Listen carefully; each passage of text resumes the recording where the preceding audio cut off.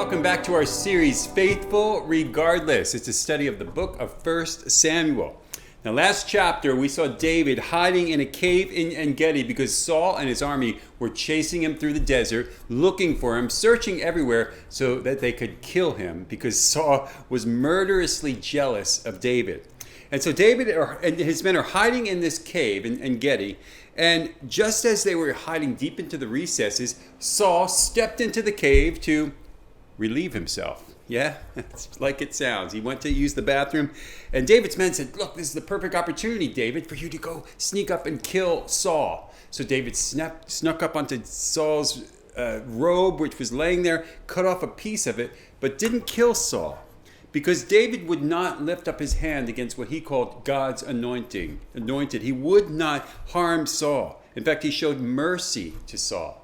Later, they came out of the cave, and David called over to Saul across the canyon and said, "I could have killed you. Look, I cut off a piece of your robe."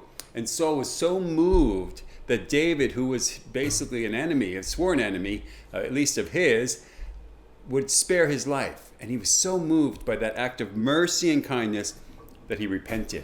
He took back everything he had said about David. He wept. He blessed David. He affirmed that David should be the king of Israel. Now, we don't know how long that lasted, but it was temporary. But at least for the moment, he repented. Now, this week, David's integrity is put to the test again. And this time, he would have failed. This test, he would have definitely failed miserably if it wasn't for the courageous, wise, and heroic act of a woman whose name is Abigail. Abigail of Maon.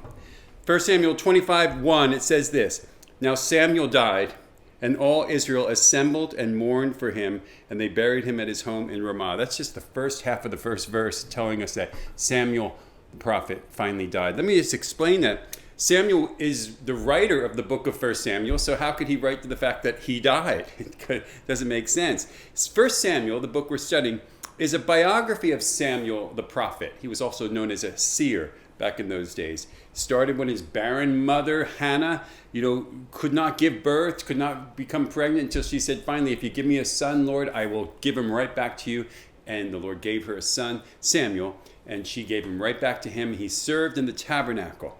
And he was a faithful servant of the Lord, prophet of the Lord, hearing from God and speaking what he heard, regardless of the evil influences around him by Eli and his sons and others. And he was responsible for the one that sought out Saul and made him king at the people's request and the Lord's relent, and also sought out David, the son of Jesse, and chose him to be the next king, although he wasn't appointed yet at this time.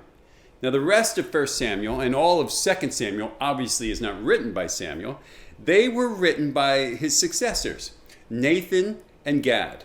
In fact, they were the ones, Nathan and Gad, that completed the works of Samuel and wrote about the kings. In fact, in 1 Chronicles, which is another book like Samuel, telling all the things that happened with the kings and the goings-on of Saul and David, 1 Chronicles 29:29 says, "All the events of King David's reign from beginning to end are written in the record of Samuel the seer, the record of Nathan the prophet, and the record of Gad the seer." These are 3 books that the 1 and 2 Samuel are partially derived from. All right, that's just the first half of the first verse of our study. We have 42 more to go. I won't take that long for each one. Let's pick up the story. 1 Samuel 25, verses 1b through 42. "Then David moved down into the desert of Paran. A certain man in Maon, who had property there at Carmel, was very wealthy. He had 1,000 goats and 3,000 sheep, which he was shearing in Carmel. His name was Nabal, and his wife's name was Abigail.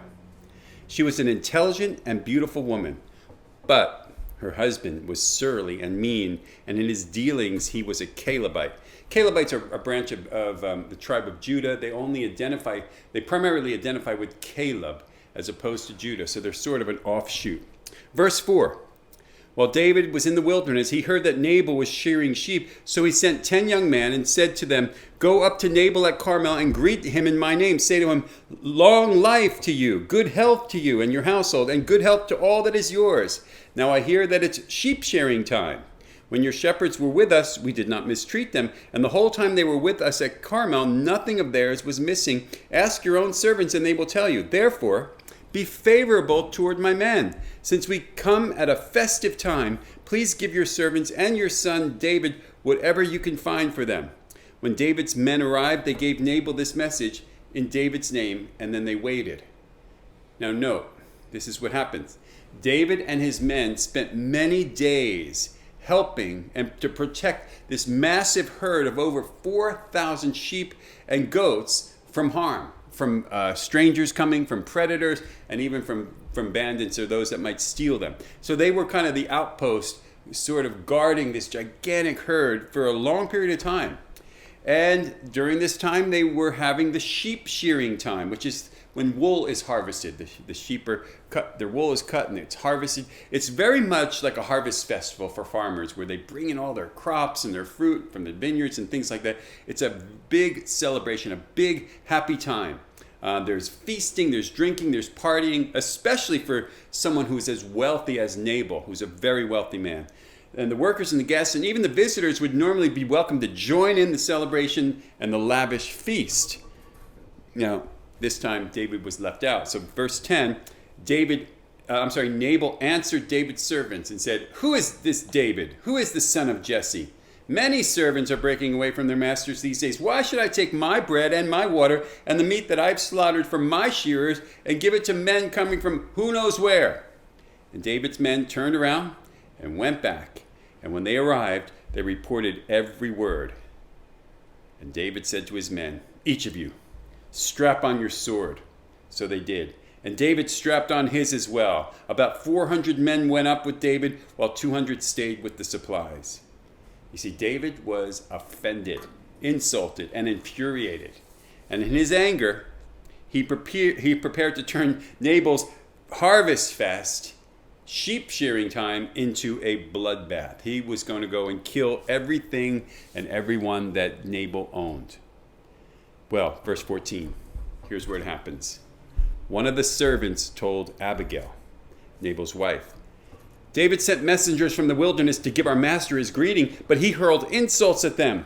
Yet these men were very good to us. They did not mistreat us, and the whole time they were with us in our fields, nothing was missing. Night and day they were a wall around us. The whole time we were herding our sheep near them. Now think it over and see what you can do, because disaster is hanging over our master and his whole household. He's such a wicked man that no one can talk to him." Well, this servant saved the day. This servant witnessed the insults and rejection of Nabal towards David's men, and he also knew that David was a fierce warrior and would be enraged by this, and he also knew that David had 600 men at his command. He knew that this did not look good. So verse 18, Abigail acted quickly. She took 200 loaves of bread, 2 skins of wine, 5 dressed sheep, 5 seahs, which is 60 pounds, of roasted grain, 100 cakes of raisins, 200 cakes of pressed figs, and loaded them on donkeys. And then she told her servants, "Go on ahead, I'll follow you." But she did not tell her husband Nabal. And as she came riding her donkey into the mountain ravine, there were David and his men descending toward her, and she met them. And David had just said to them, "It's been useless, all my watching over this fellow's property in the wilderness so that nothing of his was missing. He paid me back evil for good. May God deal with David, be it ever so severely, if by morning I leave alive one male who belongs to him."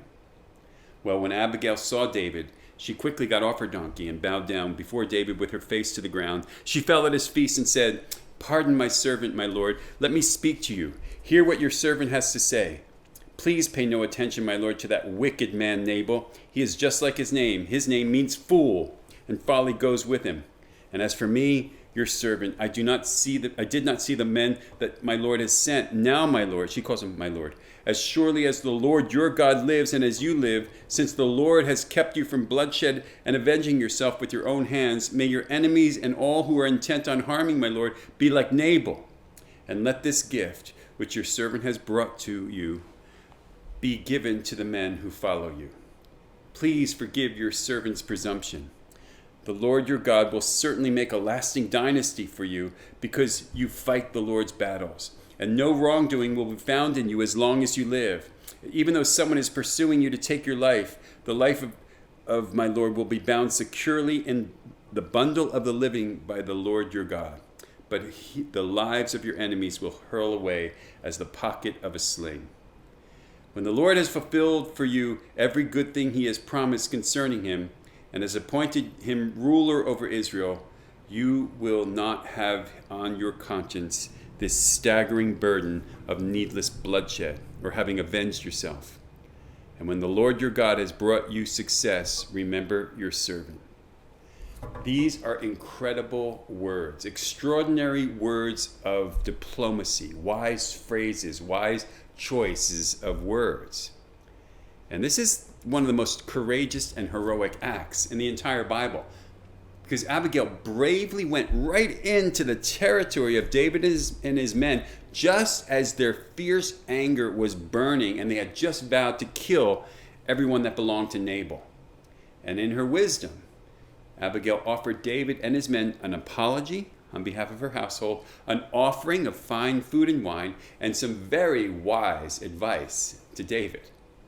You know, she told David not to jeopardize your future kingdom by shedding innocent blood in your anger in this situation.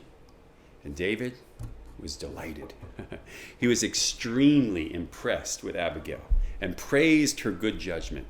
She changed his mind, and he called off the attack. Here it is in verse 32. David said to Abigail, "Praise be to the Lord, the God of Israel, who has sent you today to meet me. May you be blessed for your good judgment and for keeping me from bloodshed this day and from avenging myself with my own hands. Otherwise, as surely as the Lord, the God of Israel lives, who has kept me from harming you, if you had not come quickly to meet me, not one male belonging to Nabal would have been left alive by daybreak." Then David accepted from her hand what she brought him and said, "Go home in peace. I have heard your words and granted your request." When Abigail went to Nabal, he was in the house holding a banquet like that of a king. He was in high spirits and very drunk. So she told him nothing at all until daybreak. Then in the morning, when Nabal was sober, his wife told him all these things, and his heart failed him, and he became like a stone. And about 10 days later, the Lord struck Nabal, and he died. When David heard that Nabal was dead, he said, "Praise be to the Lord, who has upheld my case against Nabal for treating me with contempt. He has kept his servant from doing wrong and has brought Nabal's wrongdoing down on his own head." Then David sent word to Abigail, asking her to become his wife. His servants went to Carmel and said to Abigail, "David has sent us to you to take you to become his wife."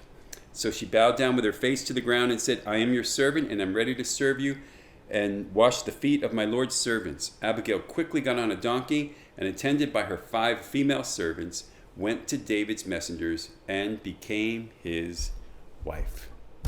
Well, there it is. The story of Abigail, a wise and beautiful and courageous woman. Her name means father's joy, and she showed great courage and wisdom to bring peace into a very hostile situation by humbly placing herself at the center of it. Her appeal to David was not necessarily just self-preservation or protecting her husband. And it wasn't even just appeasing David, but she appealed to David to be faithful to his God. She knew that David had a heart after God. She knew what would make David turn from this wicked plan that he had devised in his own anger. And regardless of the offense, she bravely intervened so that David would not sin against God by avenging himself. She said these words. She said, "The Lord has kept you from bloodshed, from avenging yourself with your own hands." And she said, "The Lord your God will certainly make a lasting dynasty for you because you fight the Lord's battles."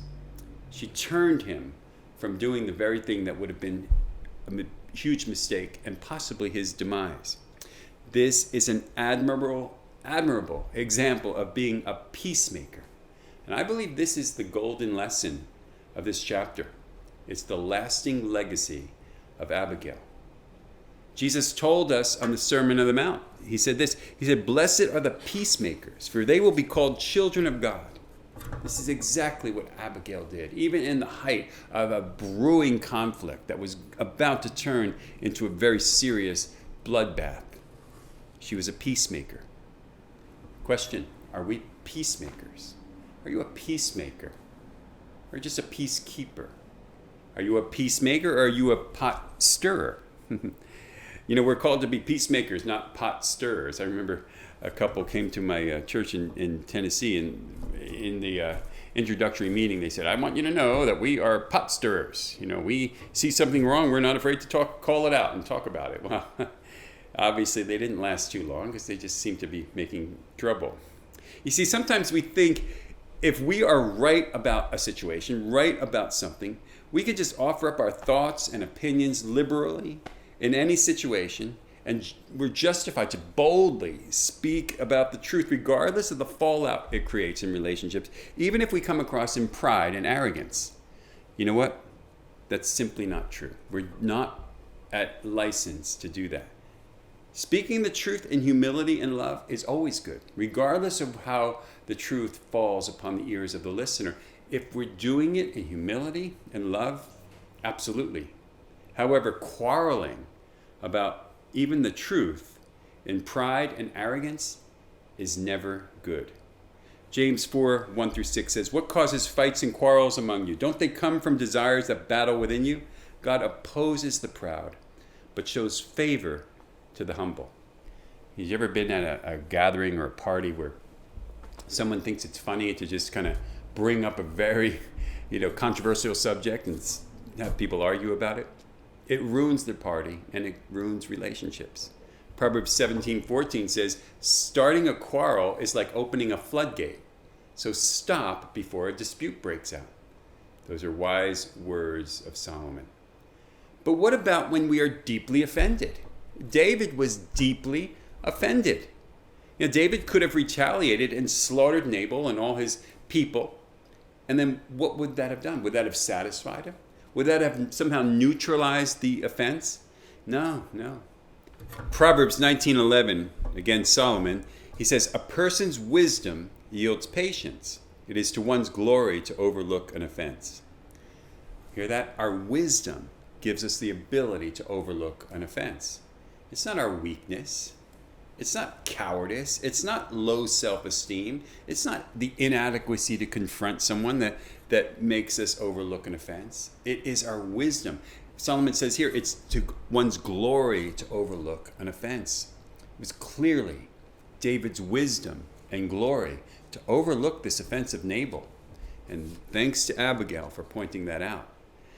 Now, I want to tell you this example of this Olympic skier. I know I shared this once before, but it's really impressive. The person's name is Simon Hegsted Kruger. He was from the Norwegian Olympic ski team, and they were in a race. It was a 30-kilometer race, about 18 and a half miles. So it's a long ski race.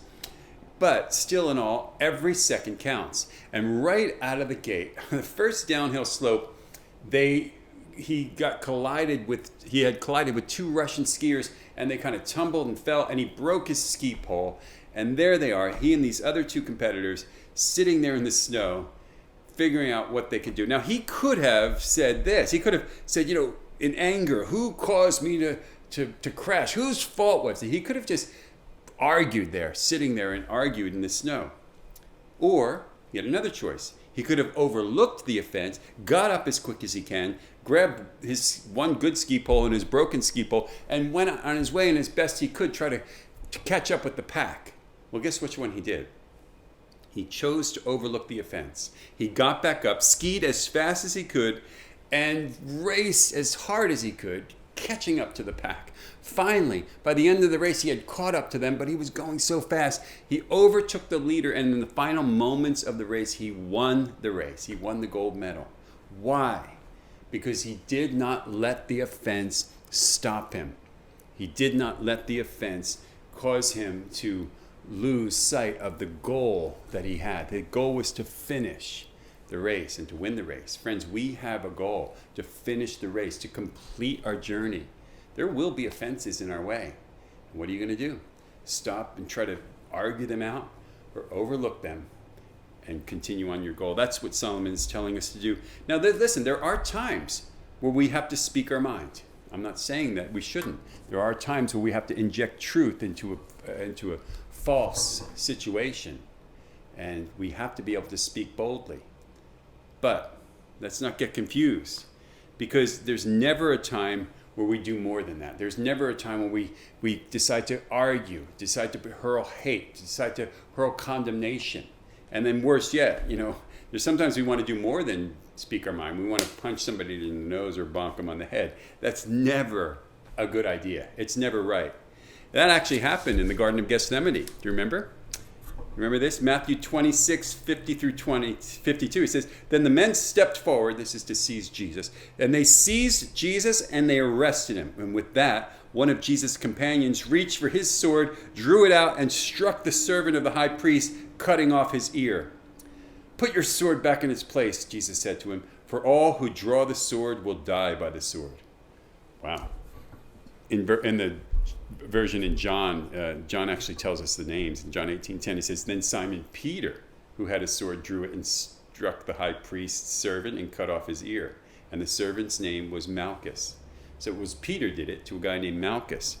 And in Luke 22, Luke adds something that wasn't there before in the other two. In Luke 22:51, it says, but Jesus answered, no more of this. And he touched the man's ear and healed him. You see, Jesus was telling Peter, this is not the way. This is not what we came here for. I came here for a greater mission. I came here to bring love and peace into a very hostile world, not to perpetuate the hostility. He said, for all who draw the sword will die by the sword. That means if you live in a hostile way towards others, prepare to live hostilely from others or face hostility from others. In the same way that you're combative in argument to everyone, well, you chose your life. You will experience conflict and enmity from enemies your entire life. That's what it means when we don't overlook an offense. That's what it means when we act as David was just about to and respond with insult, with bloodshed. Romans 12:17 through 19 says this, do not repay anyone evil for evil. Be careful to do what is right in the eyes of everyone. If it is possible, as far as it depends on you, live at peace with everyone. Do not take revenge, my dear friends, but leave room for God's wrath. For it is written, it's mine to avenge. I will repay, says the Lord. That's exactly what happened to Nabal. The Lord repaid him. This is a perfect example that was given to us by the wise and courageous and beautiful Abigail. She showed us the rewards of brave peacekeeping, even in the face of severe conflict. She diffused a very hostile situation. She saved her people from being massacred. She kept David from sinning against God, and her evil husband died of heart failure, and she married the king and presumably lived happily ever after. So, let's be like Abigail in the situations that we face. Let's act in wisdom. Let's make peace. And let God be our avenger. God bless you.